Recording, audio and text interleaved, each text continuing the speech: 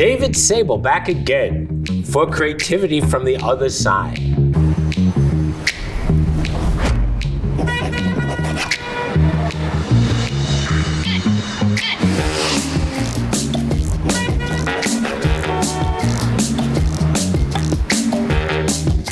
It's an incredible opportunity that I have because of New York festivals to talk to some of the greatest creative minds in the world. Some from our industry, some from outside our industry, but all with one purpose. How do we understand what makes them creative? What drives them?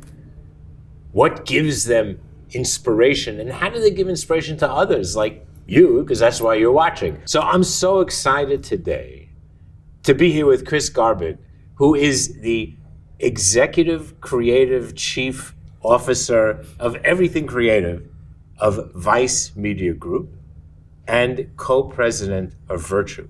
And we're going to talk about both of those. And very importantly for you and me today, and for everybody who's going to be putting in awards, is on the executive, in-face, in-person, people actually sitting in the same room judging jury. Something that hasn't happened in a while and something we're excited about, but we're going to talk about that in a bit. I'm also saying I'm really excited to have you as an FOD, a friend of David, which is what happens with everybody who sits here and talks with me. But most importantly, because we're actually face to face. It's been a while. It's incredible. It's such an honor to meet you finally, and I'm so excited to be back in person, judging on a live jury again with other colleagues and peers in my industry. I'm really looking forward to it. It's amazing. So I got a lot of questions to ask you. We got a lot of ground to cover. First thing I'm just going to say, just to set it, the level, Vice is something I've been very close with since back in the day. WPP made one when I was still there, and I'm still associated with my good friends there. We made one of the very first investments, and I spent a lot of time with the boys, as they were called back then. And I have to say, I spent one evening with Shane that somehow started at 9 o'clock at night, and all I remember is waking up someplace in a field at 6 o'clock in the morning. That sounds familiar. I think I had a great time. That sounds very familiar. Great. But that was so I love Vice. I've always liked their ethos, but we're going to talk about that. I want to talk first about you. I want to get a little under the skin. And what I found so fascinating is you come from Johannesburg. That's where you started your career. And you love storytelling because people forget facts, but they remember stories. And it's something you talk about a lot. And I love that notion. And I wonder, am I pushing it to say that you come from a place where storytelling is way different than it is for the West? That's a fantastic question, and I'm just so blown away that you'd actually have that insight about me. I mean, I grew up actually in the Eastern Cape, which is a coastal area of South Africa, and I grew up with a holiday house about 40 minutes away from where I lived, and every weekend we'd go there, and there was no electricity. It was like a generator, and my dad would make a bonfire outside, and we'd all congregate around the bonfire and tell stories. And that's kind of a big South African part of culture, is this sort of immersive storytelling. And I think it comes really back from the tribal tradition of the country of the fables and the traditions of all the different cultures there. And so I grew up being sort of immersed in that experience. And I remember every New Year's Eve there was this old man Sharwood who plays guitar around the bonfire and tells stories about the Crom River, and it just has stuck with me for my whole life. And I think that's what drives me. Any way to engage an audience in a visceral way where they can feel what you mean rather than just understand it. That transformation from the rational to the emotional makes it all memorable, and it touches you and it moves you and it invites you into the experience rather than just explains it to you. I love that. So now you take that and you move to Paris. That's a hell of a move. So talk about that. How did that come about? Why did you do it? Why Paris? Other than that's what TBWA is, but let's go there. Yeah, it's a really good question again. I mean, I I moved to Johannesburg because that was the sort of done thing. That was the center of commerce and economy of the country. And, But it is let's maybe, I apologize, let's go back a little bit because it is not an easy place to do business. I spent a lot of time in Johannesburg and a lot of time in Cape Town. And, you go to Johannesburg and you're very often living behind walls and your offices are behind the gate. It's true. And it's not quite like even in New York where you get stopped by security. It's a kind of a joke by comparison. No, I mean, it was real there. There was like it's kind of a dangerous lifestyle living in Johannesburg. There's a lot of economic difference and poor right in the doorstep of very wealthy people and a lot of crime, organized crime. And so we lived in gated complexes, security everywhere, a lot of hijackings and robberies.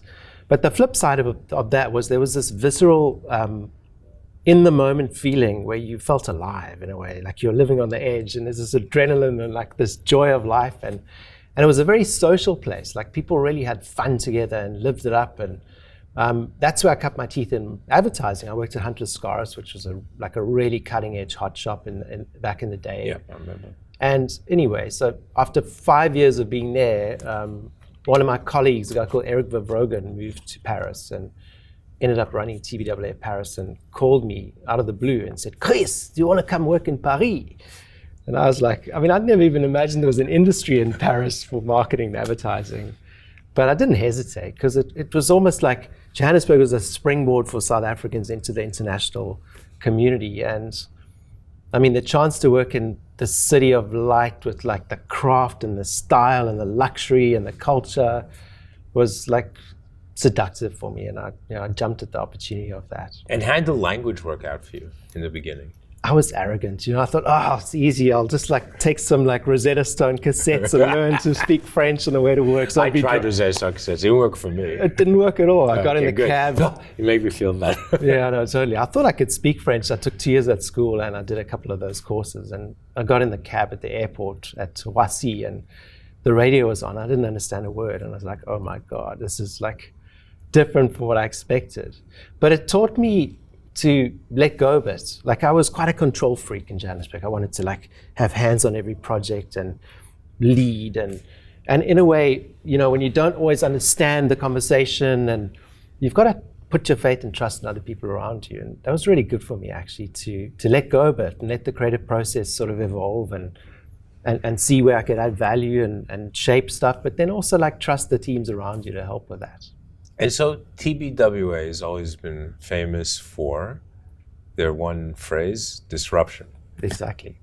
Which, by the way, they copied from Y&R. They did? Yeah, many years before. Okay, that's because before my time. That's where the leadership had come from, which is actually very funny. We used to say resist the usual. They called it disruption. It was disruption. It's very cool. But I think they did a brilliant job with it. And you took that disruption and you started to take it to new places, creativity at the speed of culture. Talk about that. Yeah, I mean, the foundation of disruption is what shaped the company, and it was a big business driver. By the time, I did full circle, I left TBWA and I ran Ogilvy for a while in Paris, and then I moved to Ogilvy, New York, and then they attracted me back to run TBWA globally. And they sort of like let disruption go, and the equity was sort of being appropriated by other agencies. And so the first conscious decision was to like focus the company around disruption again and own that.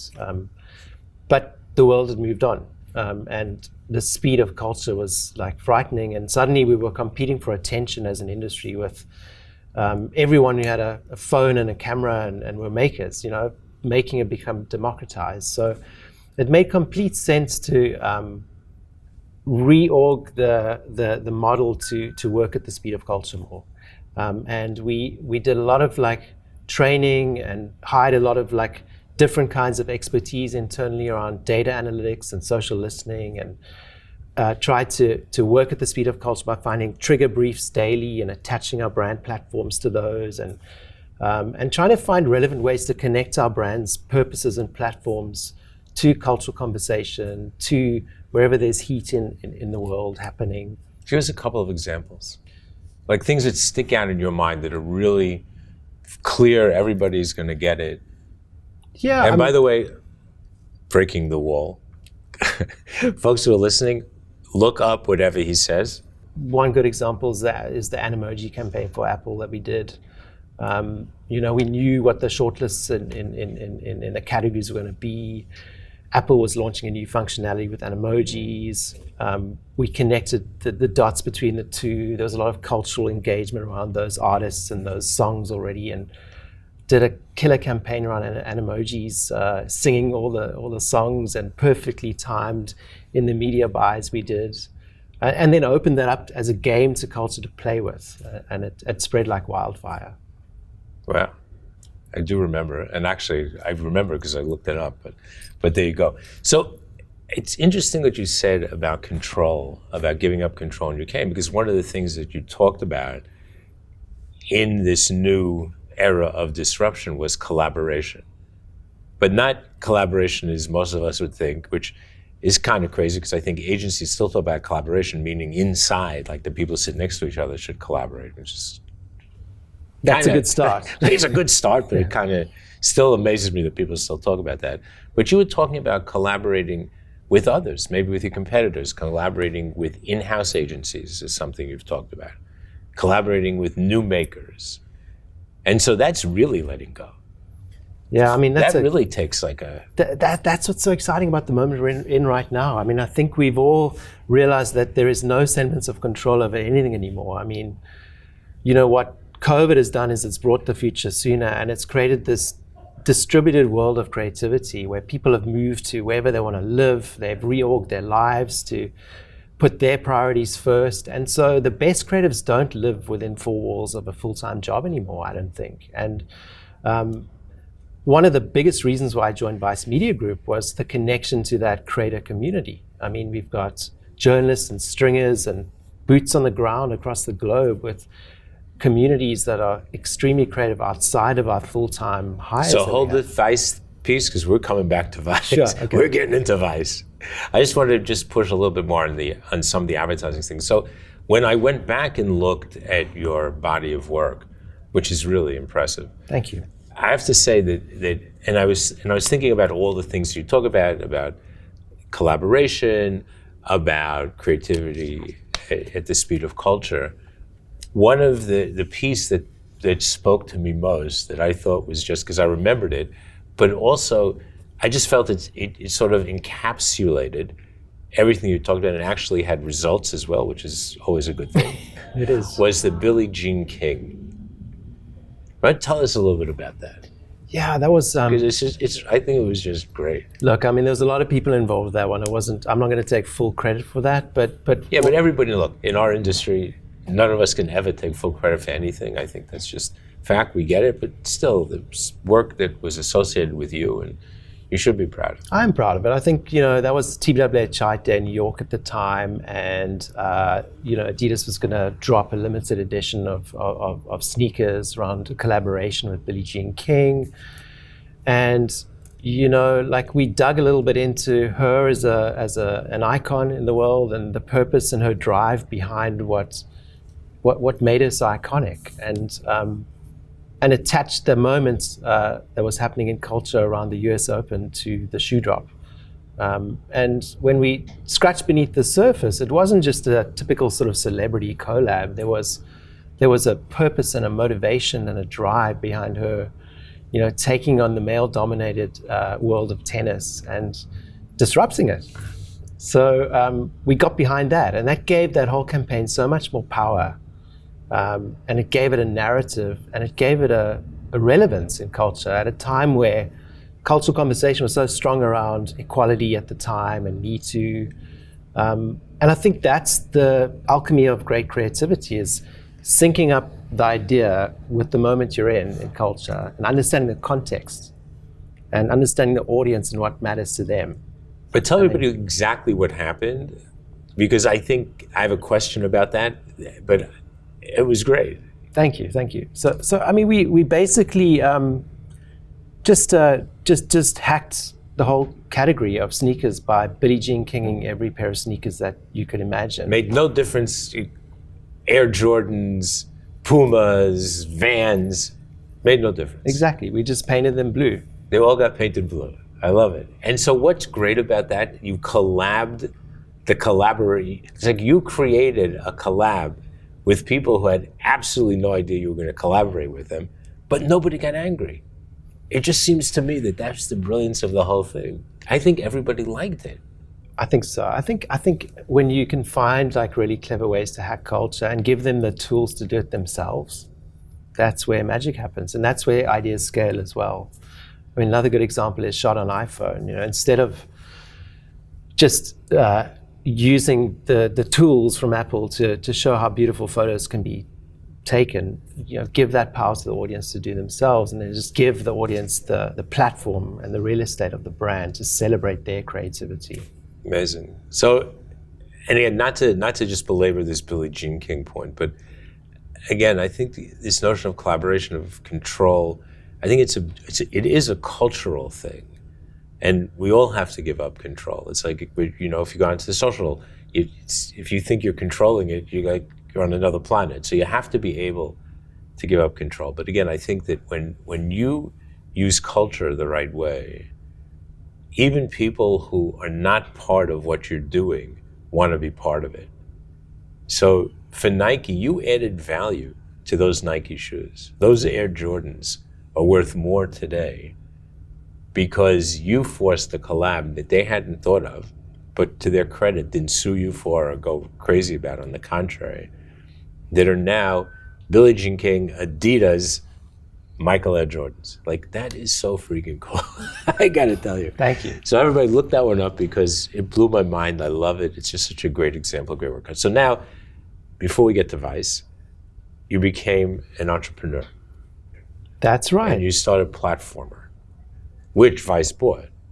So like, give us that arc.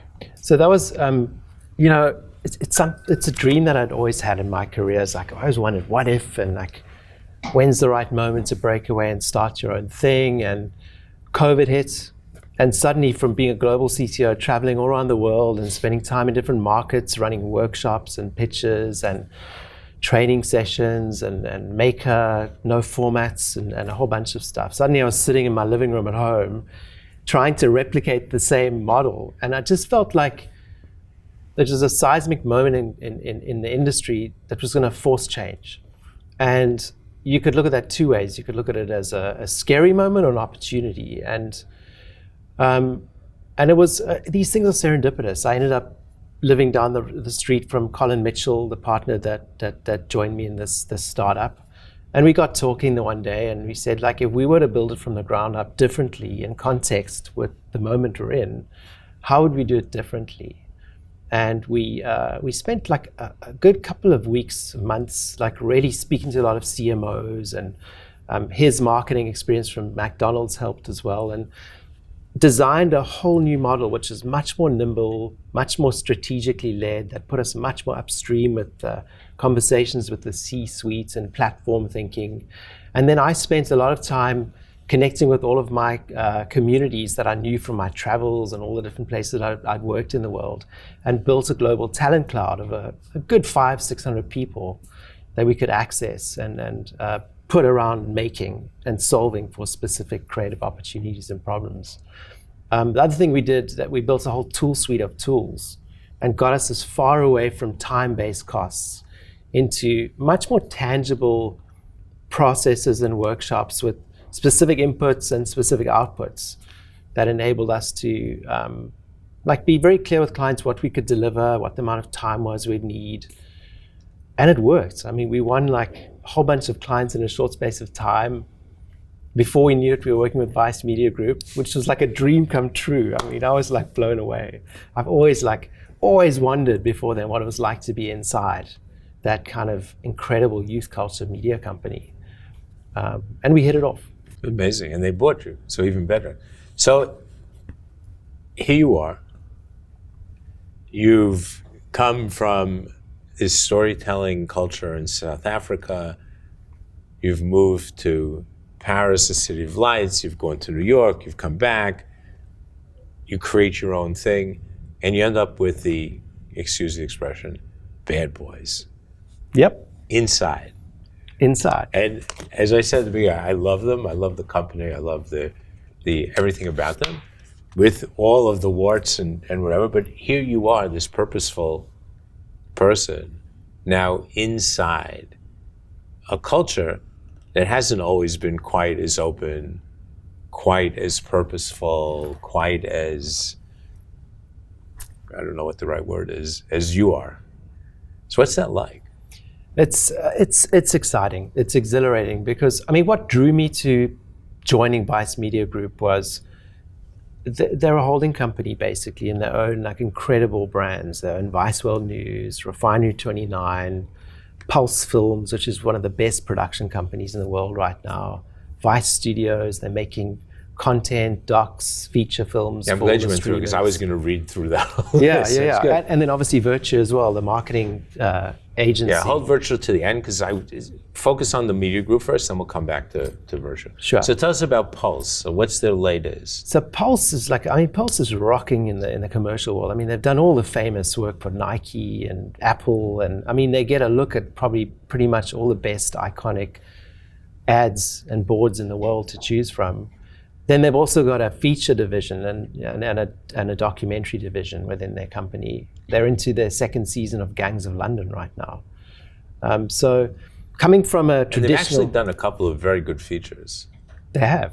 And then Studios, for example, has been nominated for 3 Oscars for Flea, the documentary. So for me, that was a wider world to play in creatively, and also to have access to those kinds of specialists to be able to build the right teams around marketing challenges was exciting. Coming from a small startup where we had our talent cloud, but then I thought to the power of a global youth culture company like Vice Media Group, that's unstoppable. So how does your day-to-day work change? So before you had a brief, you had challenge briefs, you had daily briefs, you had second briefs, you had all these things happening. How does what you do today change, given they're constantly creating, they're helping to create culture, in a sense, right? They're sort of at the nexus.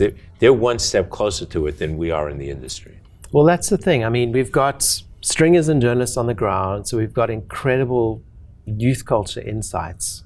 And we truly are much more upstream than most companies I've worked in before, with almost predicting where culture goes next. So as consultants to our brands and our clients, that's a huge, huge benefit for them. Then beyond that, we've got different clients connecting with different parts of the company all the time. So in Virtue, we'll be speaking to some clients about potential opportunities, but then they're coming through the door of Studios, they're coming through Refinery, they're coming through Vice Digital as well. And really, I think my job is about creative choreography. So it's looking at the problem, it's looking at the opportunity, and then building the right bespoke team from our people within the group, and then also with all the community outside of the group that we want to collaborate with. So it's the holding company dream model. It really is. I mean, it really is. And like, bad boys aside, I mean, it's a badass brand. I was joking. I know you were. And I kind of dig that too, to be honest. But they are. I mean, that's how they started. They did start that way. But I think, I think the bravery and the courage of the brand is what's so valuable. I think today, especially, I think having the courage to let culture lead is the new way of marketing. And I think the future of brands is community brands. It's about like finding a role within a community, partnering and collaborating with creators and influencers and celebrities in a way that's relevant to the brand is the new. And you've got to be able to let go a little bit to do that. And how does Virtue work into that?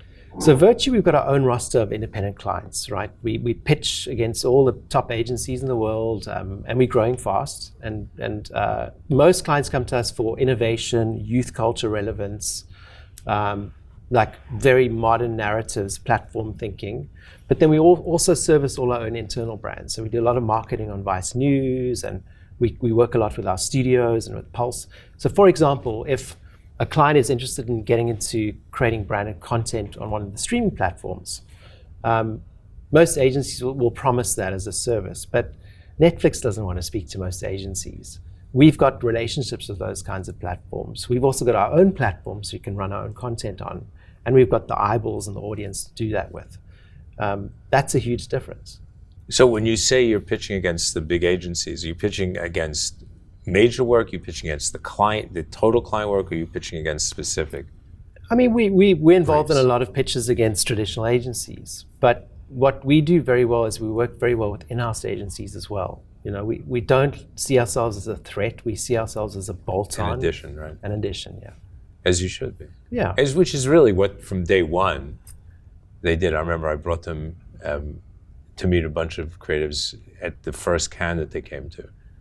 And that was the sell. But of course, as you know, many of the creatives are like, yeah, it's okay. We do that. Yeah. Now, actually, you don't, but That's in which they proved very well that they didn't. Yeah, that's the thing. And I mean, you know, just the world of like entertainment, it's a different timeline. It takes 2 years to get a doc made.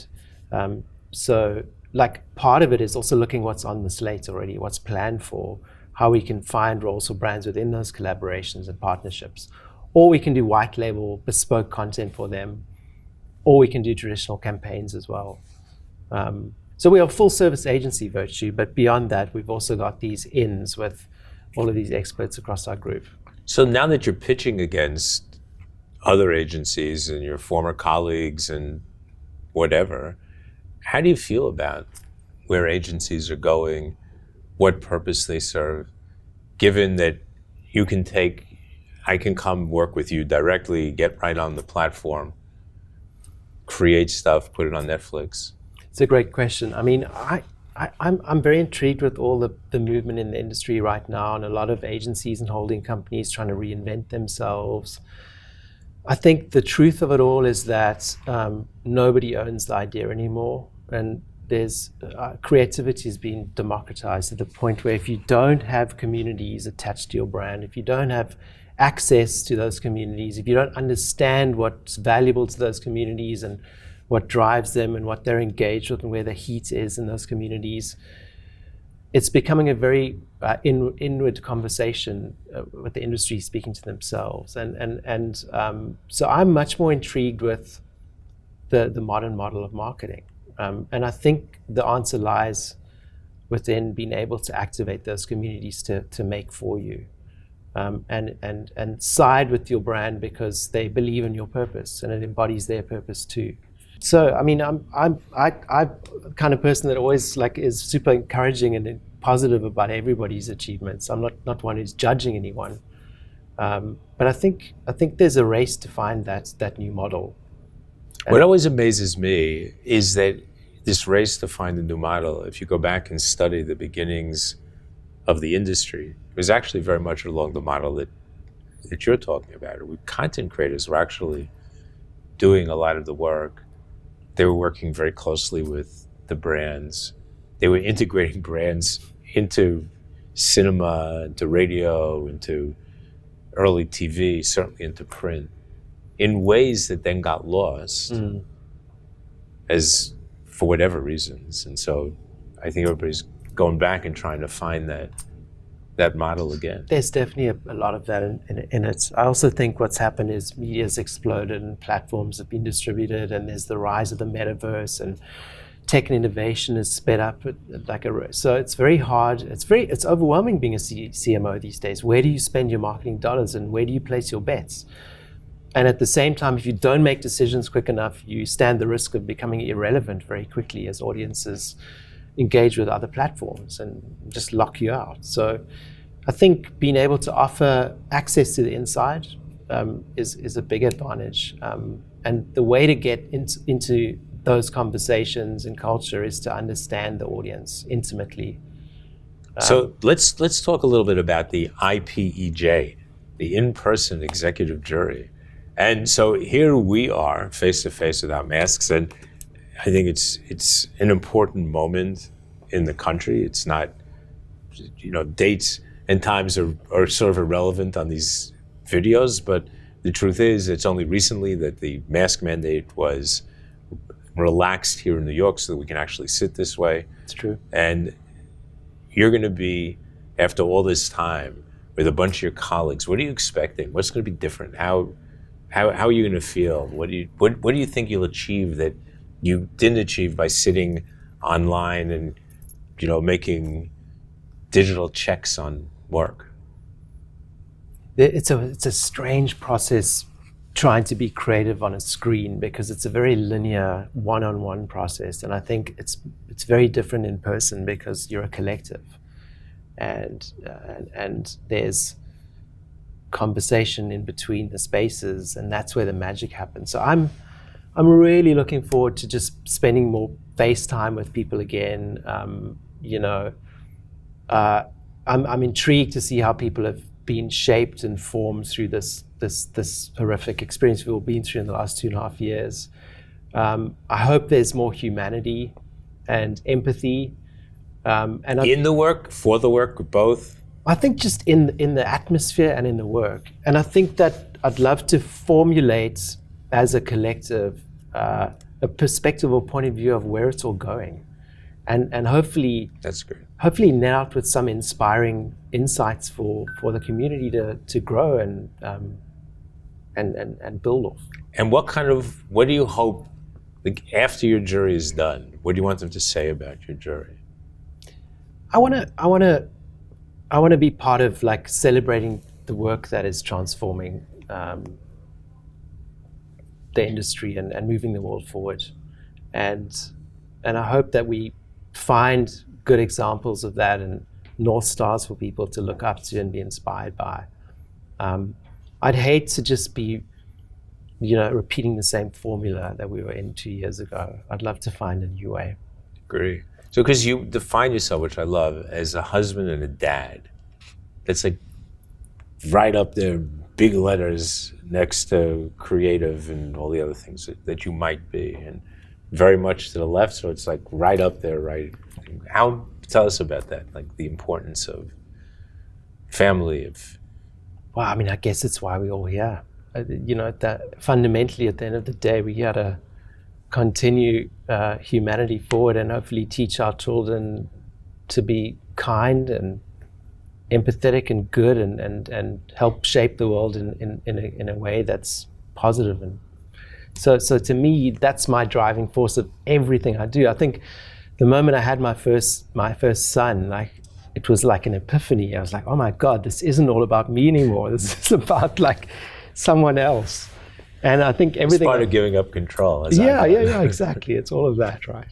But that's what drives me. This is a long career, and there's highs and lows, and there's moments where you hate the pressure and the competition and the stress, and there's other times that you're on top of the world. And I think that what carries you through that is a center of gravity.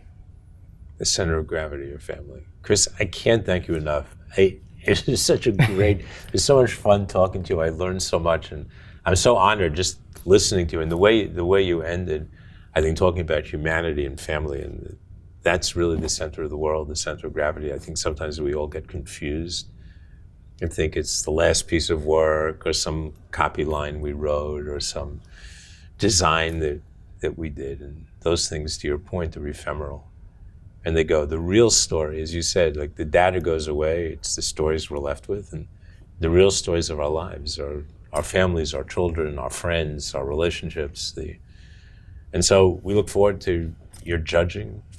We look forward to more great work from Vice. Send my love to the boys. I will. Thanks so much, David. Tell them I miss them. And so this is David Sable, coming to you from Silverstein Studios in Lower Manhattan, 7 World Trade Center, the epicenter of everything that's culturally creative in New York City. It all emanates from Lower Manhattan. And if you don't believe me, come down here and visit, because you'll see that I'm right. So honored and just excited to have met a new FOD friend of David, Chris Garbutt, who is the Chief Creative Officer of Vice Media Group, co-president of Virtue, which is sort of their ad, actually more than sort of, which is, I guess, their ad agency, if we really want to be clear, husband and dad, and really just purposeful human being that just inspired me today, and I'm sure that he'll inspire you in the same way. So see you again soon on Creativity from the Other Side, when we talk to the greats in our industry and elsewhere. From Silverstein Studios, out.